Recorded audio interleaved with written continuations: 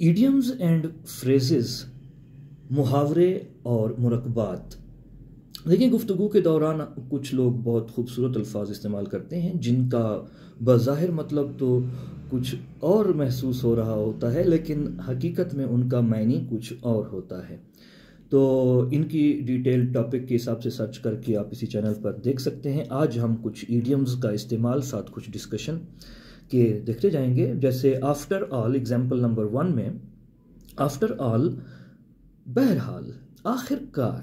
After all, اب ویسے دیکھا جائے ویسے آفٹر مینس پیچھے، آل مین سب، آفٹر آل سب کے پیچھے، تو یہ بالکل غلط مطلب ہوگا اس کا۔ تو آفٹر آل کا مطلب آخر کار۔ جملے میں استعمال کر کے دیکھتے ہیں۔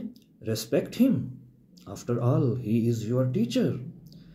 ان کی قدر کریں، ان کی عزت کریں، آخر کار وہ آپ کے استاد ہیں۔ نمبر 2، ایٹ آل، ہرگز، I will not go there at all, میں وہاں ہرگز نہیں جاؤں گا۔ I will not go there at all، میں وہاں ہرگز نہیں جاؤں گا۔ نمبر 3، to and fro، ادھر ادھر۔ The lion was moving to and fro in the cage، شیر پنجرے میں ادھر ادھر حرکت کر رہا تھا، چل پھر رہا تھا۔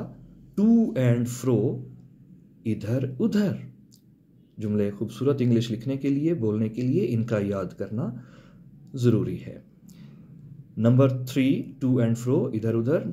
نمبر 4، بائی ہارٹ، زبانی۔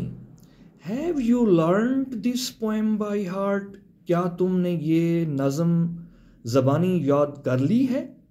بائی ہارٹ، دل سے ویسے دیکھا جائے تو، لیکن اس کا مطلب ہوگا زبانی، by heart. Number 5، in vain, بے سود، بے فائدہ، ناکام۔ He tried to pass the examination but all in vain, اس نے امتحان پاس کرنے کی کوشش کی لیکن سب ناکام گیا، لیکن سب بے سود گیا۔ بائی چانس، اتفاق سے، اتفاقیہ طور پر۔